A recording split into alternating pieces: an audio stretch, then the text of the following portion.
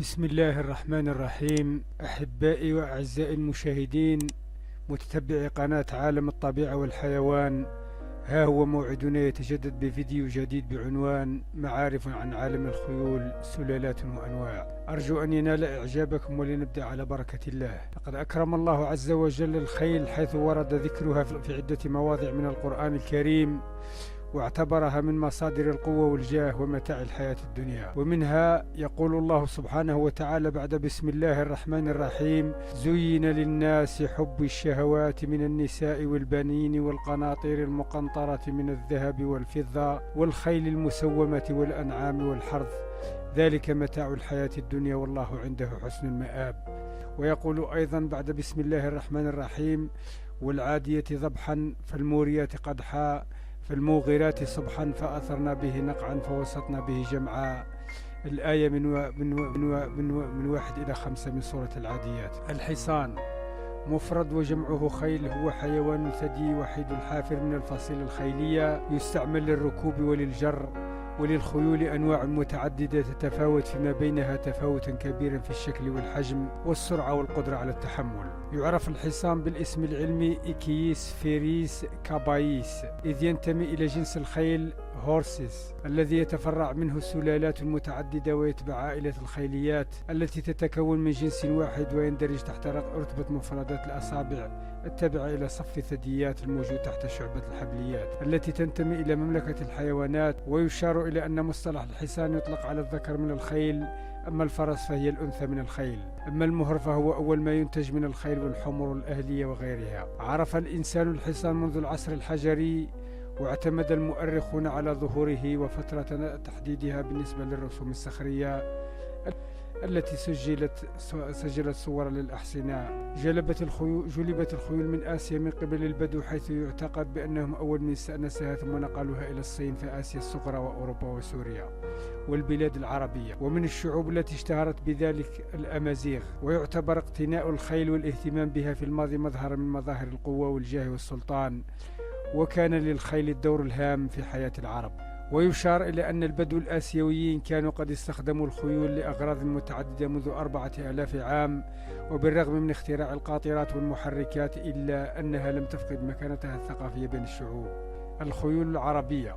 يعد الحصان العربي من أجود وأسرع أنواع الخيول ومن أعرق سلالات الخيول في العالم وأغلاها ثمنا، ويرجع ذلك إلى عناية العرب بسلالة خيولهم الممتازة والمحافظة على أنسابها، مما جعلها أفضل الخيول الموجودة الآن في العالم وأجودها على الإطلاق. فهي تجمع بين جمال الهيئة وتناسب الأعضاء ورشاقة الحركة وسرعة العدو، وحدة الذكاء والمقدرة العالية على التكيف. فالحصان العربي الأصيل يعتبر من أقدم الجياد على الإطلاق بدمه الأصيل، بل إن الحقائق التاريخية تشير إلى أن بلاد العرب لم تعرف إلا سلالة واحدة من الخيل الأصيل استخدمت لغرضين اثنين، هما الحرب والسباقات. يمتاز الحصان العربي أن لديه قدرة حمل الأكسجين في كريات الدم أكثر من غيره من الخيول الأخرى، وكما عرف عنه حدة الذكاء ومعرفة صاحبه وحفاظه على سلامته. وقد أعجب الأوروبيون بالحصان العربي عندما رأوه في الحملات الصليبية لجماله ورشاقه وخفة حركته، ومن ثم هجين مع خيول أوروبا فنتج عنه خيول السباق التي نراها اليوم. يمكن تقسيم سلالات الحصان إلى 3 سلالات رئيسية تبعا لحجمها وشكلها، وهي السلالات الخفيفة، السلالات الثقيلة، والسلالات القزمة. السلالة العربية يتميز بشكل رأسه وذيله المنتصب العالي، كما أنه غالبا ما يستخدم للركوب في مسابقات تربط الخيول. ويمتاز الحصان العربي بالجمال الفائق الذي يميزه عن بقية الخيول في العالم. من الصفات الجميلة في الحصان العربي أنه يمتاز بوجه صغير وجميل وعينين واسعتين وأذنين صغيرتين، مما يضفي عليه نوع من الجمال وكذلك يتميز بكبار حجم الصدر الذي يدل على كبار حجم رئتيه، مما يؤهله للقيام بالأعمال الشاقة وتفرده في سباقات الخيل للمسافات الطويلة أي الماراثون. ويتميز أيضا بوجود تقعر خفيف في منطقة الظهر والتي تعتبر من محاسن الحصان العربي، كما تتميز أرجله بالقوة والمتانة. حصان كوارتر يعتبر من السلالات الخفيفة، ويتمتع هذا الحصان بشعبية عالية في الولايات المتحدة الأمريكية، لهذا يستخدم في سباقات الخيول المختلفة وفي الصيد أيضا. حصان ثوروبريد يعتبر من السلالات الخفيفة، وتعود أصوله إلى إنجلترا، ويمتاز بحيويته وطاقته العالية، لهذا يستخدم في السباقات والصيد والترويض. تينيسي وجد هذا الحصان في جنوب الولايات المتحدة، وهو من السلالات الخفيفة، وقد كان يستخدم في الأغراض الزراعية والتنقل لمسافات طويلة. حصان مورجان ينتمي إلى السلالات الخفيفة، ويعد من أقدم ولاية فيرمونت الأمريكية، وعلى الرغم من صغر حجمه إلا أنه خيار جيد للركوب والتنقل. أمريكان بينت هورس يصنف بأنه من السلالات الثقيلة الأمريكية. حصان أبالوسا يعد من السلالات الخفيفة التي تتميز بأجسامها الملونة، والتي توجد شمال غرب المحيط الهادئ، وهي أحصنة ذات بنية كبيرة وقوية وشديدة التحمل. الحصان الأندلسي ينتمي هذا الحصان إلى السلالة الخفيفة، وهو صنف إسباني يعود أصله إلى شبه الجزيرة الإيبيرية، ويتميز بصغر حجمه وذيله السميك والطويل، وقد استخدم منذ القدم في الحروب لقوة بنيته، أما الآن فيتم استخدامه في مسابقات ترويض الخيول والركوب والقفز. حصان هشيق يستخدم في الاستعراضات والهرولة. الحصان البلجيكي ينتمي إلى السلالة الثقيلة، وينتشر في بلجيكا، وعلى الرغم من صغر حجمه إلا أنه حصان قوي وثقيل، لذا يتم استخدامه في الأعمال الزراعية والتحميل. حصان شيتلاند يعد من أقدم الخيول في بريطانيا، وتحديدا جزيرة شيتلاند البريطانية التي تنسب تسميته إليها، ويتميز بسماكة ذيله وعرفه، ويستخدم للركوب. الحصان الغجري يعتبر من الخيول الحديثة في الولايات المتحدة الأمريكية، وهو أحد أكبر أنواع الأحصنة، إذ يتميز بجسمه الضخم وشعره الطويل المنسدل. حصان فريزيان يشتهر بلونه الأسود وذيله وشعره الطويلين، ويستخدم في سباقات الترويض والقفز. حصان كلايدزديل وهو من الأحصنة الثقيلة، وتعود أصوله إلى اسكتلندا، حيث تم تصديره منها إلى أمريكا. حصان ساندر بريد إذ ينتمي هذا الحصان إلى السلالات الخفيفة التي تستخدم بشكل كبير في السباقات. هافلينجر ويعد من أقدم أنواع الأحصنة التي نشأت في العصور الوسطى، وهي أحصنة صغيرة الشكل تتميز بلونها الذهبي وعرفها وذيلها الأبيضين، وتستخدم في الاستعراضات وسباقات الترويض.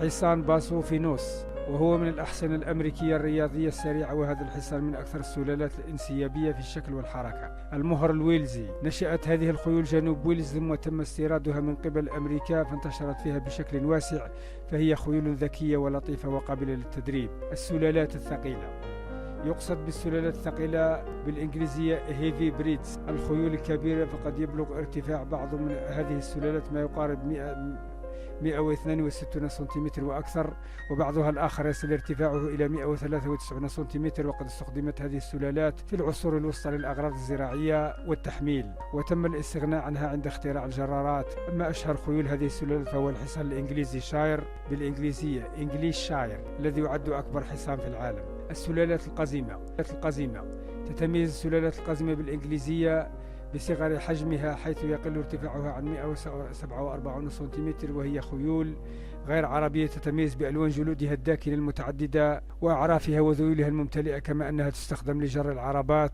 والتحميل، كما يستفاد من هذه الخيول في مناجم الفحم والركوب. مواطنها كل من أوروبا والهند ومانيلا والأرجنتين، ومن أشهرها الخيول الويلزية وخيول دارتامور. وتتم تربية الحصان القزم كحيوان منزلي أليف، ويضم عددا كبيرا من السلالات كالهانوفر وهولشتاين وأولدنبرغ. الحصان في التاريخ ظهر الحصان في إفريقيا مع غزو الهكسوس لمصر في حوالي القرن الخامس عشر قبل الميلاد، وذلك لجر العجلات الخفيفة، ولم يستخدم الحصان في أعمال المزارع والجر إلا في القرن التاسع عشر، وكان في البداية يركب عاري الظهر، ولم يستخدم السرج ولا اللجام، حيث لم يكن قد اكتشف ذلك، وأول ما استخدمت كان مع الحصان العربي الأصيل. تعتبر الأصالة تعتبر الأصالة للخيل إحدى أهم الخصائص التي يبحث عنها، وتعود الأصالة في الخيل إلى أن ميلادها كان من سلالة أصيلة دون الاختلاط بأعراق أخرى من جنس الحصان، إضافة إلى ضرورة وجود السلالة بصفة مستمرة. وحسب رأي المؤرخين فإن الخيل العربية الأصيلة هي الخيل ذات السلالة الأصيلة الوحيدة للخيول العربية، أي أن خيول السلالات الأخرى تسمى خيول هجينة وليست خيول الأصيلة ذات عرق نقي. فالحصان العربي الأصيل هجين لإعطاء أنواع أخرى وهي جميع الأنواع التي تسمى هجينة، وكلمة أصيل تطلق على جميع الخيول التي تحتفظ بصفات سلالاتها دون مخالطة سواء كانت عربية أو أوروبية أو غيرها. للخيول ألوان كثيرة، ومن أشهر ألوانها الأدهم أي الأسود والكميت والأشقر والأحمر والعسلي والأشهب والأبيض، وقد تكون ممتزجة بلون مختلفين. ومن صفات الجمال والمحاسن للخيول هو وجود الحجل لديها أي البياض فوق الحافر، وكذلك الغرة، البياض في الجبهة والساقين، واتساع الجبهة واستقامة الظهر، وانتظام القوائم، وتقوس الرقبة، وقوة العضلات وضيق الخصر. بالإضافة إلى أنها تمتلك ذيولا قصيرة مغطاة بشعر كثيف على امتدادها مع وجود شعر على الجزء العلوي من الرقبة. خصائص الخيول الأصيلة: منها جسم الحصان، تتشابه الأحصنة في صفاتها العامة على الرغم من اختلاف سلالاتها وأحجامها وأوزانها، إذ تمتلك جميعها 4 أرجل طويلة تحمل جسما يشبه البرميل. الرأس إنه أول ما يلفت النظر في الحصان العربي، وهو مؤشر مهم على أصالته، فإذا كان الرأس صغيرا بعض الشيء ناعم الجلد خالية من الوبر عند العينين والفم، وإذا كانت العينان كبيرة صافيتان والأذنان صغيرتان نستطيع القول إن هذا الحصان من عرق أصيل. العنق هو العضو الذي يصل الرأس بالجذع، ويحكم على عنق الحصان من خلال طولها وسمنة عضلاتها وشكلها وطريقة اتصالها بالجذع. إن شكل العنق يؤثر تأثيرا مباشرا على عملية القيادة، فإذا كانت عنقه تشبه عنق الآيل أي قصيرة فيصبح بالتالي صعب الانقياد، أما إذا كانت عنقه طويلة. الجذع هو الأهم بالنسبة للحصان، فعليه تتوقف قوة الحصان وسرعته ومقدار صبره، وأفضلهما كان أملس الجلد، قوي العضلات، جميل الشكل، واسع القفص الصدري، متوسط الحجم. علما أن وزن الحصان العربي الأصيل يتراوح بين 350 و 400 كيلوغرام، وأن قامته تتراوح بين 140 إلى 160. القائمتان الأماميتان تتألف كل قائمة من قائمتي الحصان الأماميتين من الكتف، العضد، المرفق، الساعد والركبة والرسغ، وأخيرا الحافر. القائمتان الخلفيتان للحصان تشكلان مع الردف مصدرا للحركة، وعليها تتوقف قوة الاندفاع، ونميز فيها الحاجبات، الفرج والوركين، الفخذين، العرقوبين، الساقين، الإكليلين، الرسغين والحافرين. تعيش الأحصنة في مساكن مختلفة ومتنوعة تتراوح من المناطق الاستوائية إلى الغابات إلى الحقول والسهول، وقد نجد الأحصنة حتى في الصحراء، وهي منتشرة في جميع القارات والبلدان. الخيول توجد في كل أنحاء العالم عدا القارة القطبية الجنوبية، وتكون هذه الأحصنة مختلفة في خصائصها الجسمانية من أجل التكيف مع الظروف المناخية. تمتلك الخيول كغيرها من الكائنات الحية سلوكيات معينة للتعامل مع ما تمر به في محيطها. يتميز الحصان برد فعل سريع، إذ أنه يعتمد الهروب كوسيلة رئيسية عند تعرضه للهجوم من قبل الحيوانات المفترسة. وتعد الخيول من الحيوانات سريعة الإدراك لما حولها، وتعتبر من الحيوانات الاجتماعية، إذ يطلق على المجموعات التي تعيش فيها الخيول القطعان. تتفاوت سرعة الحصان في مشيته وتنقسم إلى 4 أنواع، وهي السير والخبب والعدو السريع. النوم: تتفاوت فترات نوم الحصان بين الليل والنهار، وبين النوم الخفيف أو القيلولة أو النوم العميق، حيث يغفو الحصان لفترات متقطعة خلال ساعات النهار، في حين ينام مستلقيا بشكل أعمق على الرغم من كونه متقطعا أيضا خلال ساعات الليل. التواصل الصوتي: تصدر الخيول بعض الأصوات التي يكون لكل منها دلالة معينة كإصدارها، فالصراخ يدل على التهديد، والصهيل الهادئ أو ما يسمى بالحمحمة يدل على الرغبة في التزاوج أو الطعام. أما الصهيل الصاخب والحاد فتصدره الخيول بحثا عن الخيول الأخرى الضائعة. التواصل الجسدي: تؤدي الخيول بعض الحركات التي تشير إلى دلالات معينة كتحريك الذيل عاليا عند الاستعداد والتأهب، أو خفضه للأسفل دلالة على الخوف أو التعب أو الألم. أما حركة الأرجل فقد تدل على التهديد كرفع الأرجل الخلفية أو الأمامية أو من خلال ضربها بالأرض. أما بالنسبة إلى حركات الوجه فقد تدل على العدوانية كفتح الفكين وإظهار الأسنان. تعد الخيول حيوانات عشبة، ومن أهم أنواع الأغذية التي يحتاجها الحصان الحشائش التي تعد أغلب غذاء للحصان، تعد أغلب غذاء للحصان. تبن: تمنح الخيول الشعور بالشبع، وخاصة خلال الأشهر الباردة، وعند قلة الحشائش. الحبوب تعتبر الحبوب مصدر رئيسي للطاقة، وخاصة للخيول الصغيرة أو المريضة أو الحامل. ومن أهم هذه الحبوب الشوفان والشعير والذرة. أما الخيول البرية فتعتمد في تغذيتها على رعي النباتات والأعشاب والبذور والشجيرات الصغيرة، وتتراوح مدة رعيها خلال اليوم ما بين 15 إلى 17 ساعة. وتجدر الإشارة إلى أن الخيول تنتقل من مكان إلى آخر طلبا للماء والكلى. تصل إناث تكاثر الحصان فيه تصل إناث الخيول إلى سن البلوغ في الفترة ما بين الشهر 9 والشهر 15 من عمرها. وتتميز الخيول بتكاثرها الموسمي، حيث يعد فصل الصيف والربيع أكثر الفصول المناسبة لعملية التكاثر، لتزداد طاقة الخيول ورغبتها في التواصل مع الزيادة طول النهار. وتمر أنثى الخيول بفترة حمل تتراوح ما بين 315 إلى 387 يوما. يستطيع صغير الحصان النهوض والرضاعة من أمه خلال ساعتين من ولادته، كما يمكن أن يبدأ بالهرولة والركض خلال فترة قصيرة بعد النهوض. وقد تبدأ المهور بتذوق الأعشاب والتبن وأكلها تدريجيا بدءا من الأسبوع الأول من عمرها. متوسط عمر الحصان تتراوح أعمار الخيول ما بين 33 إلى 50 سنة.